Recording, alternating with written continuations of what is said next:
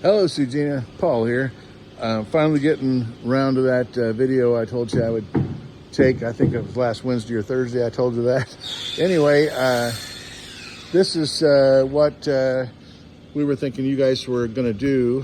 This is called bunging. Well, really it's plugging. But the common terminology that people use, and some people, I've got one friend that gets mad when people use it, they call it bunging. So he says, "Oh, those aren't bungs, those are plugs. The bung is the hole, and the plugs go in the hole." But anyway, he gets all excited about it. It's kind of funny. And then, of course, we got the sides done too. What we discovered when we were bunging the planks that we'd replaced was that a lot of the screws that were holding the original planks on were just spinning in the wind. So we've replaced all the screws that were spinning and have rebunged all of the original planks, which here's an original, here's an original, whoops, here's original, this is original. This one's original, this one's original. On up to here, all these that are a little darker are original. And then this one is one of the new ones. The thing about Marandi is, this is the wood, is depending on once you cut it, it's really bright when you cut it, but then once you cut it, it has a tendency to darken. So you see how some of these are a little darker than others. And of course, we bleach the wood and then we stain it, so the color is very consistent. It's not perfectly consistent because you have the character of, even on the brand new boats, they weren't perfectly consistent. Brand new boats, you would have some color differences, but we have some tricks to minimize the differences in color. So one is, but this trick right here, the main thing we're doing with our Marandi is matching the grain structure of the original wood, so that the grain will look the same.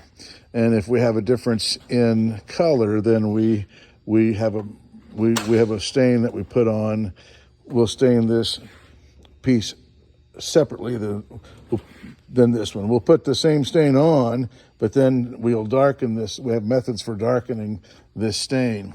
One of the methods is to sand the wood, these pieces, with a little heavier grain wood, or heavier grit sandpaper, and make deeper sanding scratches than up here on these. Matter of fact, and we can also sand this with, say, 120 grit and this with 80 grit, and then this won't take the stain as deeply up here, and it takes the stain more deeply down here, and that helps to keep the color consistent. So anyway, so Bradley's taking care of getting these guys bunged back here, and hopefully the engine's on the way. I'll check on that tomorrow when they are open again, and then we have not removed the gauges yet. I thought we had that done, so we'll take care of that. And then we'll also take care of the ceiling boards. This is the white petaflute. So it looks like, we'll get you a measurement and tell you how much white we need, but just for giggles, probably 5 yards of white. And if you go with the normal 54-inch wide white, we can get this run and the run for the ceiling board that goes on the side that I'm standing. We can get both of those runs out of one piece, 15 yards long. So, and then here's what I was telling you about on the console. This is where your console pad goes on top of this. And so this is what you want us to go ahead and cover with alligator, and we will take care of that.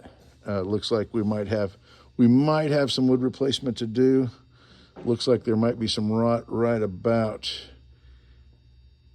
here on this plywood over here, but we'll check that out and make sure that if there is any rot in this, that we take care of that. Looks like there's some damage over here. So we'll take care of that, and then we'll cover it for you. All right, that's it for now. Thanks.